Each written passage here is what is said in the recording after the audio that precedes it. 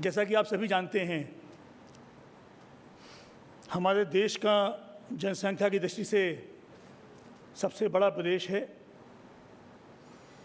लगभग 25 करोड़ की आबादी इस प्रदेश में निवास करती है और इसलिए सही कहा जाता है कि अगर उत्तर प्रदेश आगे बढ़ता है, अगर उत्तर प्रदेश उभरता है तो हमारा देश उभरता है। कई साल पहले जब देश के विकास की चर्चा होती थी और जब कभी ये नाम आता था कि हमारा देश, चाहे आर्थिक विकास की बात हो, चाहे विकास के और कोई और अन्य मानदंड हों, उनमें दुनिया के सामने काफ़ी पीछे स्थानों में रहता था। तो ये कहा जाता था कि उत्तर प्रदेश जैसे राज्य हैं जिस वजह से हम पीछे हैं। लेकिन मुझे आज प्रसन्नता है कि आज जब हमारे देश का नाम विश्व पटल पर उभरते हुए देश के रूप में एक मजबूत आर्थिक, सामाजिक और राजनीतिक शक्ति के रूप में लिया जाता है, तो तब भी उत्तर प्रदेश का नाम आता है कि हमारा देश आज इसलिए उभरता हुआ देश है क्योंकि उत्तर प्रदेश उभरता हुआ है। ये मैं बात केवल इसलिए नहीं कह रहा हूँ कि मैं उत्तर प्रदेश का हूँ या मैं उत्तर प्रदेश सरकार में हूँ। यदि आप उत्तर प्रदेश में लखनऊ से लेकर के यहाँ के दूर दराज के गांव तक जाएं, तो आपको ये परिवर्तन की अनुभूति होगी। यूपी की विकास गाथा की आपको स्वयं पहचान होगी, स्वयं उसका साक्षात्कार होगा। विगत लगभग 5 वर्षों में उत्तर प्रदेश की सरकार ने हमारे माननीय मुख्यमंत्री जी यशस्वी श्री योगी आदित्यनाथ जी के नेतृत्व में जो कार्य किया है, उससे प्रदेश के प्रत्येक वर्ग को, प्रत्येक व्यक्ति को आगे बढ़ने का मौका मिला है। मैं सबसे पहले जो शुरुआत करता हूँ वो करूँगा कि जो हमारे संविधान की आत्मा है, भारतीय संविधान में जैसा कि अनुच्छेद 14 में समता का अधिकार दिया गया है, राइट टू इक्वलिटी, हमारा संविधान अधिकार देता है कि हमारे देश में न केवल नागरिक बल्कि प्रत्येक व्यक्ति, चाहे वो विदेशी ही क्यों ना हो, उसको कानून के अंतर्गत समान भाव से देखा जाएगा, कानून का समान संरक्षण दिया जाएगा। मुझे बताने में बड़ी खुशी है कि आज ये पैराडाइम शिफ्ट, आज जो ये आधारभूत परिवर्तन प्रदेश में है, उसकी एक बहुत बड़ी वजह ये है कि सभी व्यक्तियों के प्रति कानून को समान रूप से लागू करना, कानून का समान संरक्षण देना और सभी को बराबरी का दर्जा देना। ये वास्तव में व्यवहारिक धरातल पर वास्तविक रूप से देखने को मिलता है। जितने भी प्रदेश सरकार में निर्णय हो रहे हैं, ये सारे निर्णय गुण दोष के आधार पर, उनकी मेरिट के आधार पर होते हैं। किसी भी व्यक्ति को कोई शासकीय सुविधा मिलती हो या कोई शासकीय संरक्षण होता हो, ये भी उसके गुण दोष पर होता है। इस आधार पर नहीं होता है कि वो व्यक्ति कहाँ का रहने वाला है, वो व्यक्ति किस जाति, धर्म या जन्म स्थान से है, या वो व्यक्ति किसका रिश्तेदार है या किस प्रभावशाली व्यक्ति से उसका संबंध है। ये एक बहुत बड़ी चीज़ होती है। और जब ये विश्वास अगर लोगों को हो जाए कि हमें सरकार से पूरी न्याय की अपेक्षा होगी, तो बहुत सारी बातें अपने आप सही जगह पे आ जाती हैं। इन सारी बातों का एक बहुत बड़ा जो आधार रहा है वर्तमान सरकार में, वो रहा है 100% पारदर्शिता। हमारे निर्णयों में जो भी निर्णय हों उनके बारे में प्रश्न पूछे जा सकते हैं, उनके बारे में तथ्य दिए जा सकते हैं और उनके बारे में कहीं भी चर्चा की जा सकती है कि वे मेरिट बेस्ड हैं। एक बहुत बड़ी नीति का जो विषय है वो है जीरो टॉलरेंस अगेंस्ट करप्शन। मुझे बताते हुए बड़ी खुशी है कि वर्तमान सरकार के कार्य में किसी भी निर्णय में, किसी भी कार्य में आज तक कभी किसी व्यक्ति ने सरकार की नेकनीयता और ईमानदारी से कार्य करने की प्रवृत्ति पर कभी कोई प्रश्न नहीं लगा है। बल्कि जब भी कभी सरकार के संज्ञान में कहीं कोई भ्रष्ट आचरण सामने आया है, सरकार ने कानून के अंतर्गत भ्रष्टाचारियों के विरुद्ध कठोरतम कार्रवाई सुनिश्चित की है।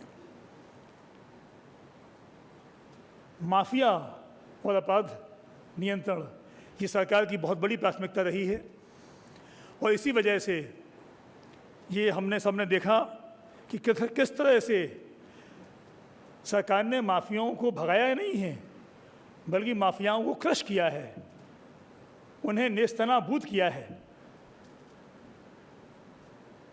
इसलिए प्रदेश में आज जन जन सुरक्षित महसूस करता है। विशेष रूप से महिलाओं को सुरक्षा के लिए, लड़कियों की सुरक्षा के लिए जो सरकार ने कार्य किए हैं, कहीं भी पूरे प्रदेश में किसी भी स्थान पर 24 घंटे में किसी भी समय पर कोई भी महिला, कोई भी हमारी बहन, कोई भी माता बिना किसी भय के कहीं भी जा सकती है और ये अपराधियों की किसी की हिम्मत नहीं है कि कानून के विरुद्ध कोई गंभीर अपराध करके बच निकले। एक बहुत बड़ी जो व्यवस्था सरकार में हुई, जिसके बारे में मैं पुनः कहना चाहता हूँ कि उसके बारे में किसी ने कभी कोई प्रश्न चिन्ह नहीं उठाया। सरकार जो चलती हैं वो एक स्वच्छ प्रशासनिक व्यवस्था से चलती हैं। हम लोग गुड गवर्नेंस की बात करते हैं। What is good governance? अच्छी शासकीय व्यवस्था क्या है? ये व्यवस्था, जैसे मैंने बताया, रूल ऑफ लॉ यहाँ लागू हो और इस व्यवस्था को लागू करने वाले जो शासकीय अधिकारी हैं, शासकीय कर्मचारी हैं, वो स्वयं एक स्वच्छ व्यवस्था से चुन के आए हों। ये सरकार का मानना रहा है कि जो सरकारी नौकरियों में नियुक्तियां हैं, appointments in the government services, इसकी बड़ी महत्वपूर्ण भूमिका होती है। यदि हम ईमानदारी से, पारदर्शिता से सरकारी नौकरियों में भर्ती करते हैं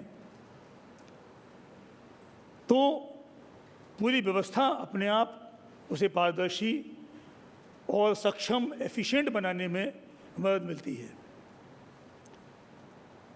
यदि कोई व्यक्ति गलत साधनों का प्रयोग करके, भ्रष्ट आचरण का प्रयोग करके सरकारी सेवा में आता है तो वो पहले दिन से ही अपने भ्रष्ट इन्वेस्टमेंट की वसूली में लग जाता है। ये स्वाभाविक है। ऐसा व्यक्ति समाज को न्याय नहीं दे सकता है। ऐसा व्यक्ति अच्छी शासकीय व्यवस्था स्थापित नहीं कर सकता है। मुझे बड़ी खुशी है कि हमारे प्रदेश में 4.5 लाख से अधिक सरकारी नौकरियों में भर्ती हुई है और एक भी अपॉइंटमेंट, एक भी नौकरी ऐसी नहीं है जिसमें किसी ने ये उंगली उठाई हो कि सिवाय मेरिट के किसी अन्य आधार पर किसी को सरकारी सेवा में लिया गया हो। ना कोई किसी बड़े प्रभावशाली व्यक्ति का परिचय चाहिए, ना कोई धनराशि किसी को देने की आवश्यकता है। यदि आवश्यकता केवल ये है तो अपनी क्षमता, अपनी योग्यता को साबित करने की है और उसी आधार पर ये नौकरियां दी गई हैं। इससे प्रदेश की गवर्नेंस को मूर्त रूप देने में बहुत बड़ी कामयाबी मिली है। एक और महत्वपूर्ण बात जो वर्तमान सरकार में की गई है, accessibility of every authority up to the top level, यानी कि सर्वोच्च स्तर तक जो भी हमारे पदाधिकारी हैं, चाहे माननीय मुख्यमंत्री जी स्वयं हों, चाहे प्रदेश के बड़े से बड़े अधिकारी हों, जन सामान्य से मिलने के लिए हमेशा उपलब्ध हैं। एक्सेस, हमारा सबसे कमज़ोर से कमज़ोर व्यक्ति, सबसे नीचे के पायदान पर खड़ा हुआ व्यक्ति भी माननीय मुख्यमंत्री जी से मिल सकता है, किसी भी समय बड़े से बड़े अधिकारियों से मिल सकता है। यद्यपि देखने में बात हो सकता है उतनी बड़ी ना लगे, लेकिन इसका प्रभाव बड़ा व्यापक होता है।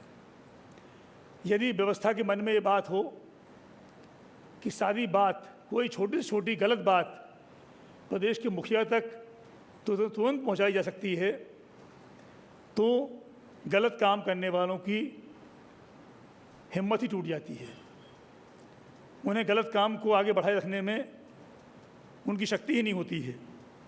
ये लगातार जिस तरह से जनता दर्शन के माध्यम से स्वयं माननीय मुख्यमंत्री जी ने और सभी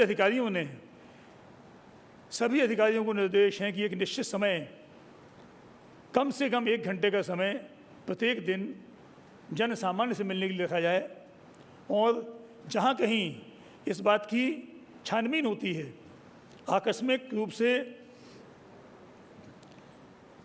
शासन स्तर से इसकी चेकिंग होती है कि सभी अधिकारी, चाहे वो कितने भी बड़े पद पे हों या छोटे पद पे हों, सभी अधिकारी जनता के लिए मिलने के लिए उपलब्ध हैं कि नहीं हैं। उभरता उत्तर प्रदेश थीम में अगर उत्तर प्रदेश के विकास की बात ना की जाए तो ये कहानी अधूरी होती है। जब हम विकास की बात करते हैं तो विकास की पहली शुरुआत शांति व्यवस्था से होती है।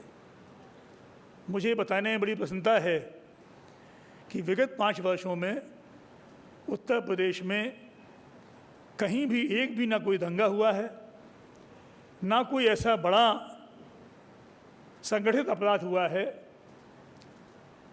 और अगर कोई अपराध संगीन हुआ है तो जिसमें अपराधी को तुरंत पकड़ के दंड ना दिलाया गया हो।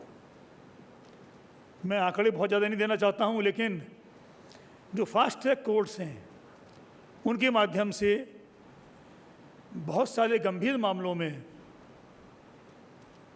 ऐसे मामले जिनमें कि बलात्कार और हत्याएं हुई हैं, उसमें कुछ दिनों में फांसी की सज़ा भी दिलाई गई है। गंभीर अपराधों में जितनी तेज़ी से अभियुक्तों को गिरफ्तार किया जाए और जितनी तेज़ी से उनके खिलाफ कार्रवाई की जाती है, इससे अपराधों पर नियंत्रण करने में बहुत मदद मिलती है। सबसे बड़ी बात ये हुई है कि कहीं कोई घटना होती है जिसका कि पोटेंशियल एक बड़ी शांति व्यवस्था के रूप में हो सकता हो, उसमें संवेदनशीलता इतनी अधिक है कि उच्चतम स्तर तक उसका संज्ञान लिया जाता है और मिनटों में, क्षणों में उस पर रिस्पॉन्स किया जाता है। अपेक्षा ये होती है कि पुलिस के वरिष्ठ अधिकारी, प्रशासन के वरिष्ठ अधिकारी गंभीर घटनाओं में स्वयं मौके पर पहुँचें, जो विक्टिम्स हैं उनसे संपर्क करें, उनके परिवारजनों से संपर्क करें और बिना किसी विलंब के अधिकारियों के विरुद्ध कार्रवाई करें। शांति व्यवस्था अच्छी स्थापित होने से बाकी विकास योजनाओं में हमें कार्य करने में बड़ी मदद मिली है, और इसी कारण मुझे बताने में प्रसन्नता है कि उत्तर प्रदेश जो पहले एक बीमारू प्रदेश के रूप में जाना जाता था, विभिन्न सरकारी योजनाओं में जो 20वें, 25वें, 30वें स्थान पर होता था, हमारी 44 ऐसी योजनाएं भारत सरकार की हैं जिनमें उत्तर प्रदेश प्रथम स्थान पर है। हमारी डेवलपमेंट के जो पैरामीटर्स हैं, चाहे खाद्यान्न उत्पादन के हों, चाहे दुग्ध उत्पादन के हों, चाहे एमएसएमई इकाइयों की संख्या हो या एमएसएमई इकाइयों द्वारा जो उत्पादन किया जा रहा हो उसकी बात हो, इन सभी में उत्तर प्रदेश अग्रणी स्थान पे है। उत्तर प्रदेश में किसानों के लिए विशेष रूप से व्यापक प्रयास किए गए हैं। खास तौर से विगत 5 वर्षों में किसानों के लिए जो उनकी मूलभूत आवश्यकताएं होती हैं, सिंचाई सबसे बड़ी आवश्यकता है। बिना पानी के कुछ भी नहीं होता है। रहीमन पानी राखिए, बिन पानी सब सून। बिना पानी के खेती भी नहीं होती है।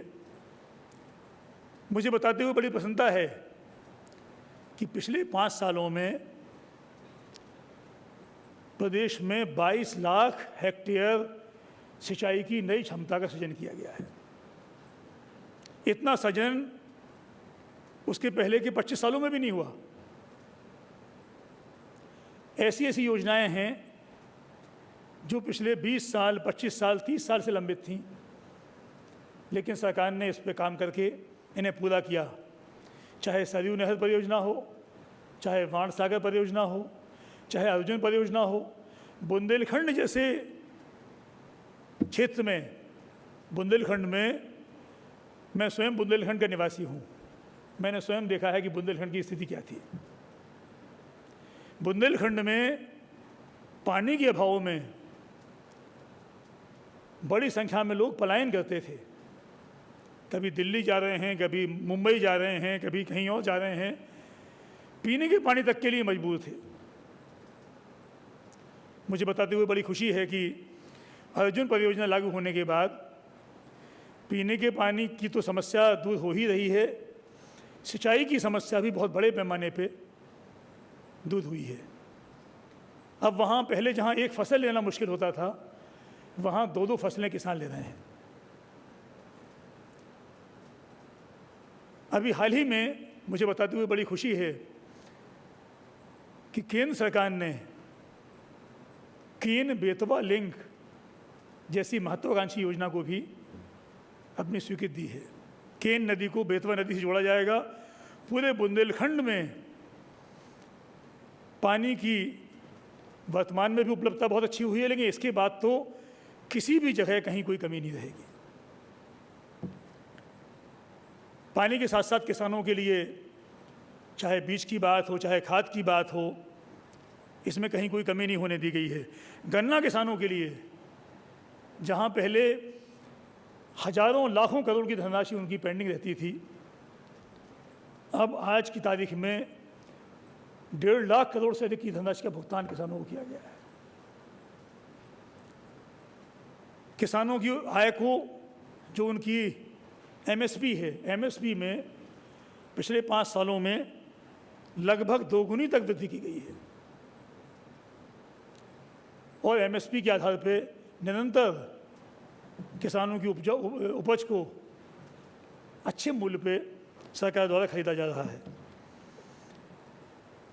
औद्योगिक निवेश के बिना कोई प्रदेश आगे नहीं बढ़ सकता है, क्योंकि औद्योगिक निवेश से रोजगार प्राप्त होते हैं, स्वतः रोजगार बढ़ाने में मदद करते हैं, लोगों की आमदनी बढ़ती है और आमदनी बढ़ने से लोग और अधिक व्यय करते हैं और एक ये वर्चुअस साइकिल को जन्म देता है। एक अर्थशास्त्र का सिद्धांत है कि जैसे जैसे इकोनॉमिक एक्टिविटी बढ़ती है, जिसमें अधिक से अधिक लोग भाग लेते हैं, लोगों की जेब में जब अधिक पैसा आता है तो वो पैसा मार्केट में भी आता है और मार्केट में आने से अर्थव्यवस्था और मजबूती से बढ़ती है। मुझे बताते हुए बड़ी खुशी है कि प्रदेश में जो निवेश का वातावरण बना है उसकी 3-4 मुख्य वजह हैं। पहली चीज़ तो किसी भी निवेश के लिए कानून व्यवस्था, जिसके बारे में पिछले सत्रों में भी चर्चा हुई है, मैंने भी बताया है। बहुत अच्छी कानून व्यवस्था होने से व्यवसाय को आगे बढ़ने में फलने फूलने में बहुत बड़ी मदद मिलती है। कानून व्यवस्था के बाद दूसरी बहुत बड़ी जो व्यवसाय बढ़ाने के लिए आवश्यकता होती है वो इंफ्रास्ट्रक्चर की होती है, अवस्थापना सुविधाएं उपलब्ध कराना। मुझे बताते हुए बड़ी प्रसन्नता है कि अवस्थापना सुविधाएं विशेष रूप से, चाहे आप सड़कों की बात करें, चाहे विद्युत उपलब्धता की बात करें, चाहे एयरपोर्ट्स की, रेलवे नेटवर्क की बात करें, चाहे जल की उपलब्धता की बात करें, इंफ्रास्ट्रक्चर में ऐतिहासिक कार्य हुआ है। प्रदेश में अब जितने एक्सप्रेसवे बन गए हैं, लगभग 1000 किलोमीटर के एक्सप्रेसवे तो बन ही चुके हैं। 850 किलोमीटर के एक्सप्रेसवे या तो बन रहे हैं या बनने के लिए लाइन में हैं। उत्तर प्रदेश को अब कुछ लोग एक्सप्रेसवे प्रदेश कहने लगे हैं, क्योंकि जितने एक्सप्रेसवे आज की तारीख में भी पूरे देश के 28% एक्सप्रेसवे उत्तर प्रदेश में ही हैं, और अगले 1-1.5 साल में देश का 35% एक्सप्रेसवे उत्तर प्रदेश के होंगे, यानी 1/3 से अधिक एक्सप्रेसवे केवल उत्तर प्रदेश में होंगे। अब आपको लखनऊ से अगर दिल्ली जाना हो तो जहाज़ लेने की आवश्यकता नहीं है, क्योंकि जितना समय जहाज़ से जाने में लगेगा उतना ही समय हमारी सड़कों से जाने में लगेगा। आप आगरा एक्सप्रेसवे और यमुना एक्सप्रेसवे से दिल्ली जाइए, 5-5.5 घंटे में आप वहाँ पहुँच जाते हैं। और अब वर्तमान सरकार ने जो लखनऊ से लेकर के गाज़ीपुर तक और उसके आगे बलिया तक जोड़ने की योजना बनाई है पूर्वांचल एक्सप्रेसवे के माध्यम से, 341 किलोमीटर का एक्सप्रेसवे जो है हमारा, इसमें भी अब बलिया वाले भी दिल्ली जाना चाहें तो मुझे लगता है कि 9 घंटे में पहुंच जाएंगे, जबकि पहले 9 घंटे में लखनऊ से दिल्ली नहीं जाना हो पाता था। इतनी अधिक बेहतर व्यवस्था से आप समझ सकते हैं कि कितना उद्योगों को, व्यवसाय को आगे बढ़ने में मदद मिलेगी। पहले आजमगढ़ में कोई उद्योग लगाना चाहता था तो सोचता था लखनऊ से भाई 5-6 घंटे लगेंगे, इतना समय लगेगा, कैसे मैं लगाऊं वहाँ पर उद्योग। अब आप आजमगढ़ जाने में आप 2 घंटे में पहुँच जाते हैं। लगता ही नहीं कि आप लखनऊ से बहुत दूर हैं, आपको तो लगता है जैसे कि लखनऊ के पड़ोस में ही हम उद्योग लगाने जा रहे हैं। इनसे अर्थव्यवस्था को बहुत बड़ा बल मिलेगा। इन सभी एक्सप्रेसवे के किनारे सरकार ने इंडस्ट्रियल क्लस्टर बनाने की योजना बनाई है। एक तरह से अगर आप समय की दृष्टि से देखें तो पूरा उत्तर प्रदेश में एक तरह से दूरियां समाप्त हो गई हैं।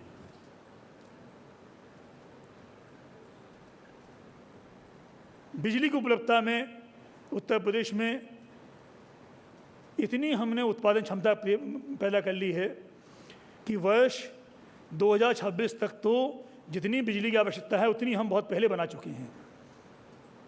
हमें नए बिजली के जनरेशन के प्लांट अभी लगाने की भी आवश्यकता नहीं है। इस कारण से 100% निर्बाध बिजली देने की क्षमता हमारे पास उपलब्ध है। एयरपोर्ट्स, मुझे बताते हुए बड़ी खुशी है, पहले प्रदेश में केवल 2 ही इंटरनेशनल एयरपोर्ट हुआ करते थे, लखनऊ और वाराणसी में। आज 3 नए इंटरनेशनल एयरपोर्ट, कुशीनगर का तो शुभारंभ माननीय प्रधानमंत्री जी के कमलों से अभी पिछले महीने हुआ है। साथ ही साथ जेवर इंटरनेशनल एयरपोर्ट का शिलान्यास इसी माह माननीय प्रधानमंत्री जी द्वारा किया गया है, और अयोध्या इंटरनेशनल एयरपोर्ट भी बहुत जल्दी सामने आ रहा है। इसके अलावा नए एयरपोर्ट भी हमारे निरंतर बन रहे हैं। 9 एयरपोर्ट पे काम चल रहा है।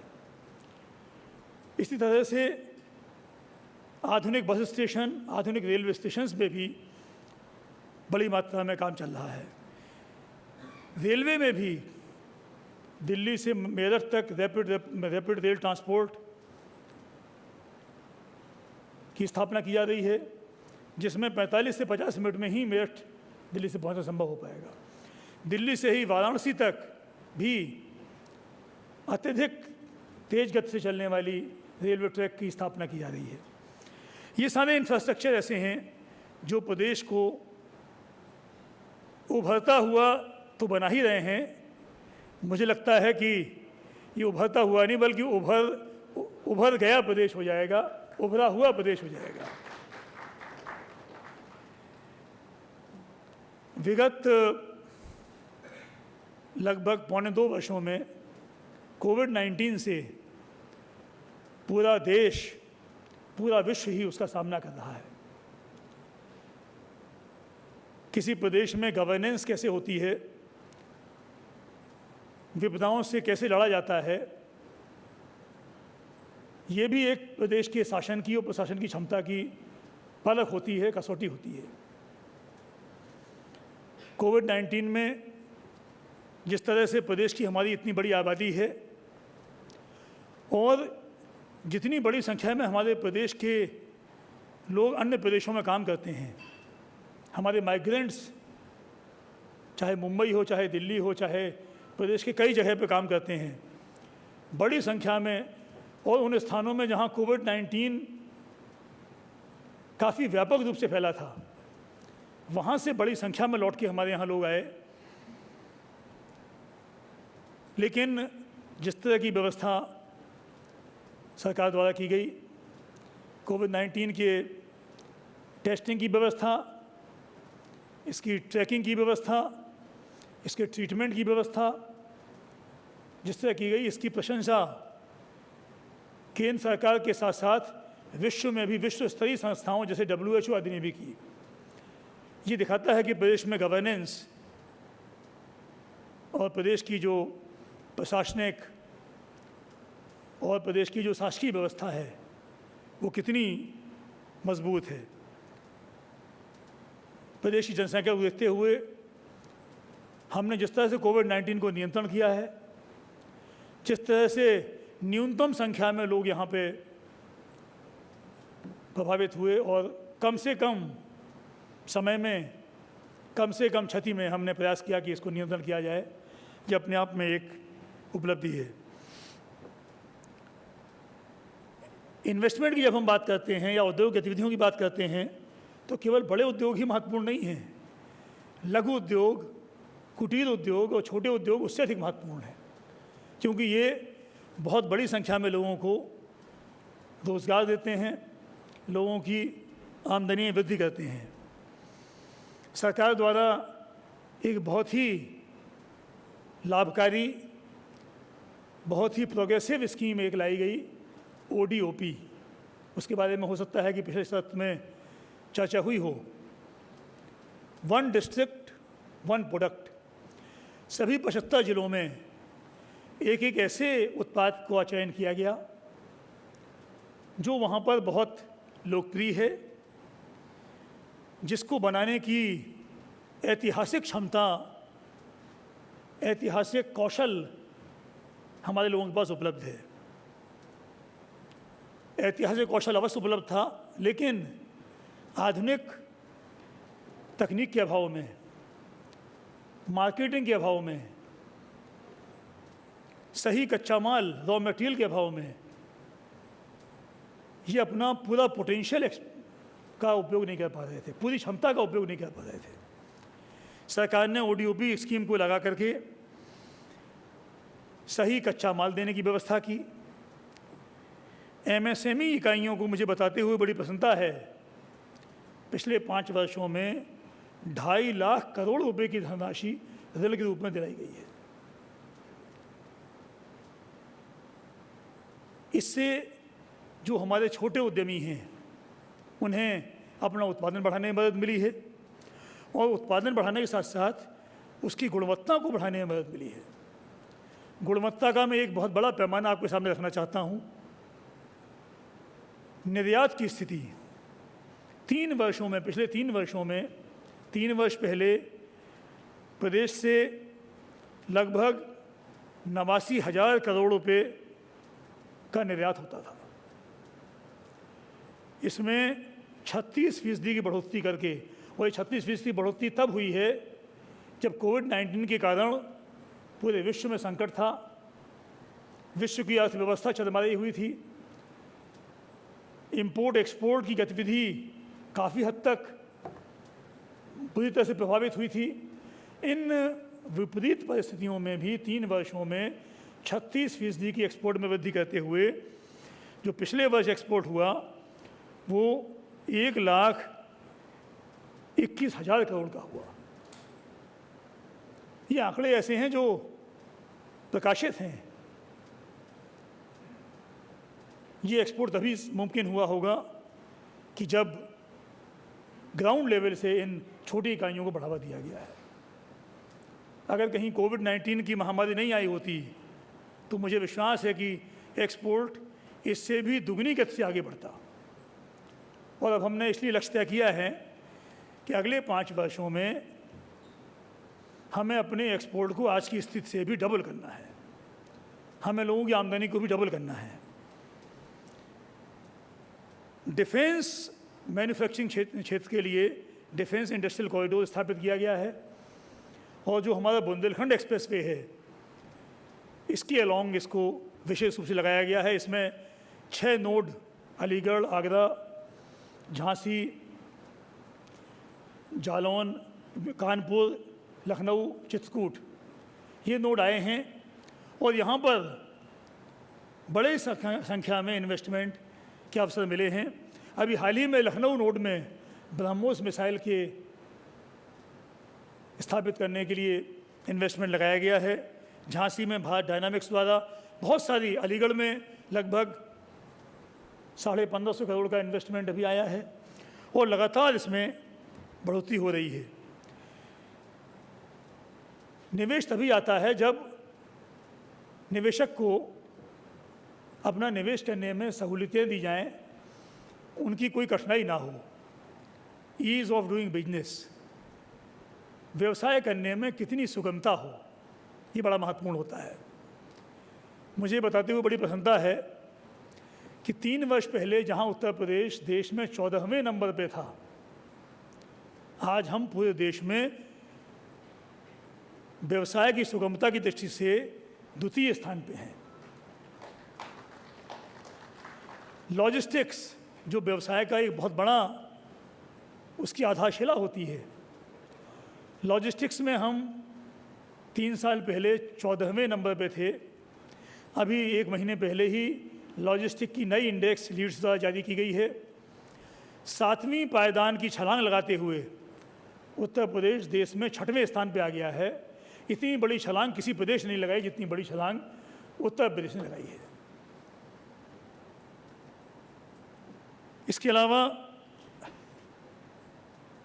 जो सरकार से अनुमतियां चाहिए पड़ती हैं, क्लियरेंसेस, कंप्लायंस बर्डन का मतलब होता है विभिन्न कानूनों में, विभिन्न नियमों में आपको क्या क्या कार्रवाई करनी है, उसको करने के लिए बड़ी सुगमता की गई है। एक निवेश मित्र पोर्टल बनाया गया है।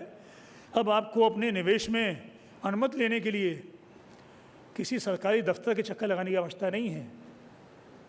आपको किसी सरकारी अधिकारी से मिलने की आवश्यकता भी नहीं है। आप अपने कार्यालय में बैठे, अपने घर बैठे सारे क्लियरेंसेस अपने कंप्यूटर की एक बटन दबा के प्राप्त कर सकते हैं। निवेश मित्र पोर्टल में 327 सेवाओं को लिंक किया गया है, जो सारी सेवाएं ऑनलाइन आपके लिए उपलब्ध हैं। सबसे बड़ी बात जो प्रदेश ने की गई है, जो पूरे देश में कहीं नहीं है, छोटी इकाइयों के लिए, एमएसएमई सेक्टर के लिए 72 घंटे के अंदर आप कंप्यूटर में अपनी एमएसएमई इकाई को रजिस्टर करिए। 72 घंटे के अंदर आपको इसकी स्वीकृति ऑटोमेटिक स्वतः मिल जाएगी। इसमें कुछ भी करने की आवश्यकता नहीं है और 1000 दिन तक आप बिना किसी और क्लियरेंसेस के अपना व्यवसाय जारी कर सकते हैं। यानी 3 साल से अधिक अवधि तक तो आपको कोई क्लियरेंस की आवश्यकता ही नहीं पड़ेगी। बहुत बड़े ये रिवोल्यूशनरी, बहुत बड़े कदम हैं जो कि उद्यमी को राहत देने के लिए किए गए हैं। जन सामान्य के लिए भी स्वास्थ्य की आवश्यकता एक बहुत बड़ी आवश्यकता होती है। स्वस्थ शरीर में ही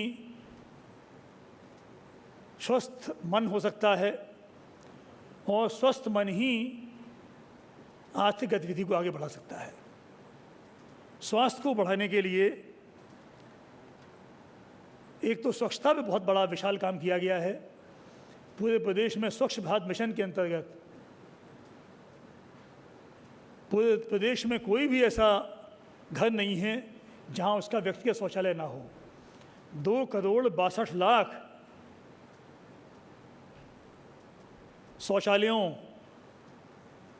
जिन्हें माननीय मुख्यमंत्री जी द्वारा इज्जत घर भी कहा गया है, इनका निर्माण किया गया है ताकि कहीं खुले में लोगों को शौच के लिए ना जाना पड़े।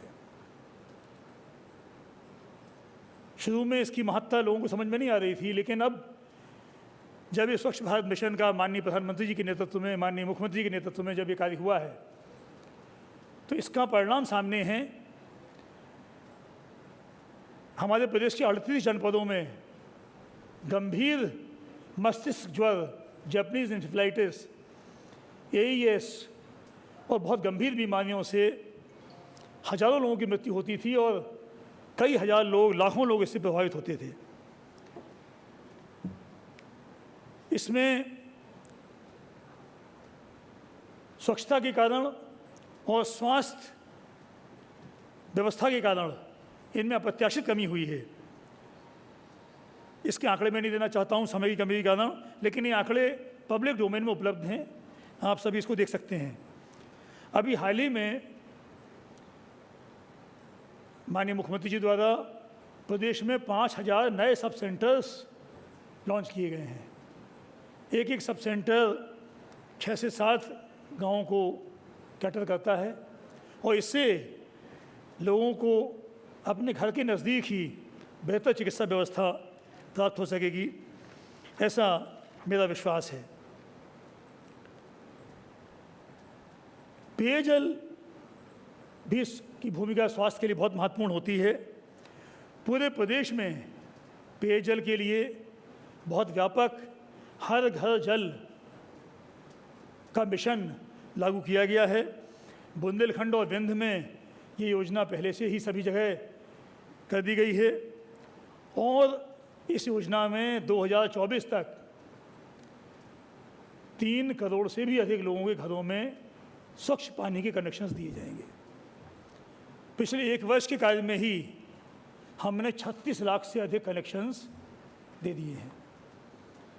हमारा संकल्प है कि पूरे प्रदेश में हम 2024 तक कोई व्यक्ति ऐसा नहीं होगा जिसको पाइप पेयजल की सुविधा उपलब्ध ना हो। स्ट्रीट वेंडर्स, जो फेरी वाले हमारे हैं, छोटे दुकान रखाते हैं, सड़कों पर चल के करते हैं, उनके लिए प्रधानमंत्री स्वनिधि योजना के अंतर्गत 8.5 लाख से अधिक लोगों को चयनित किया गया है। लगभग 8 लाख लोगों को इससे जोड़ा गया है और ये बड़ी कामयाब हुई है। 1.5 लाख से अधिक लोग ऐसे हैं जिन्होंने जो ऋण दिया गया था वो वापस कर दिया और वापस करके दूसरी किस्त भी उन्होंने लेनी शुरू कर दी है। स्वास्थ्य सुविधाओं का बड़े व्यापक स्तर पर विस्तार किया जा रहा है। प्रदेश में 2 एम्स दोनों चालू हो गए हैं, रायबरेली में, गोरखपुर में। प्रदेश में जहां पहले केवल 33 मेडिकल कॉलेज थे, आज प्रदेश में 65 मेडिकल कॉलेज हैं और अगले 1 साल के अंतर्गत ये संख्या बढ़ के 95 हो जाएगी। प्रदेश का कोई जिला ऐसा नहीं होगा जहां मेडिकल कॉलेज की सुविधा उपलब्ध ना हो। अब दूर दराज के लोगों को, अब महोबा के जिला वासियों को कानपुर मेडिकल कॉलेज में इलाज के लिए झांसी मेडिकल कॉलेज नहीं जाना पड़ेगा, महोबा में ही मेडिकल कॉलेज में उनका इलाज होगा। बलिया वालों का इलाज बलिया मेडिकल कॉलेज में ही होगा। तो मेडिकल की सुविधाएं बड़ी व्यापक पैमाने पे सरकार द्वारा प्रारंभ की गई हैं। इसके अतिरिक्त शहरों के लिए भी स्मार्ट सिटी योजना के अंतर्गत 17 शहरों का चयन किया गया है जिनमें नागरिक सुविधाओं को बढ़ाया जा रहा है। मेट्रो की सुविधा आपने स्वयं देखा होगा, गाज़ियाबाद, नोएडा, ग्रेटर नोएडा और लखनऊ में मेट्रो की सुविधा पहले से ही उपलब्ध है। इसी माह 28 तारीख को माननीय प्रधानमंत्री जी के कमलों से कानपुर में भी मेट्रो का शुभारंभ किया जा रहा है। आगरा में भी मेट्रो का निर्माण बहुत तेज़ी से चल रहा है। गोरखपुर में मेट्रो लाइट की सहमति केंद्र सरकार द्वारा दी गई है। वाराणसी में भी इसकी योजना बना ली गई है और केबल कार के माध्यम से वहाँ ट्रांसपोर्ट किया जाएगा। मैं समझता हूँ मेरा समय समाप्त हो गया है और आप लोग सोच रहे होंगे कि मैं कब रुकूंगा। उभरते हुए उत्तर प्रदेश की विकास गाथा ना रुकने वाली गाथा है। ऐसी ना रुकने वाली गाथा में फिर भी मुझे अपनी बात के लिए रुकना पड़ेगा क्योंकि समय की सीमा है। ये विकास गाथा अंतहीन है और अंतहीन रूप से चलेगी, ऐसा मेरा विश्वास है। इसमें सबसे बड़ी शक्ति हमारे उत्तर प्रदेश निवासियों की है, यहाँ के नागरिकों की है, जो हमारी इस विकास यात्रा से जुड़े हुए हैं। और मुझे विश्वास है कि उत्तर प्रदेश के नागरिक जब आप अगला इस तरह का सत्र करेंगे तो इसकी थीम उभरता उत्तर प्रदेश ना होकर के उभरा हुआ उत्तर प्रदेश होगी। धन्यवाद। जय हिंद।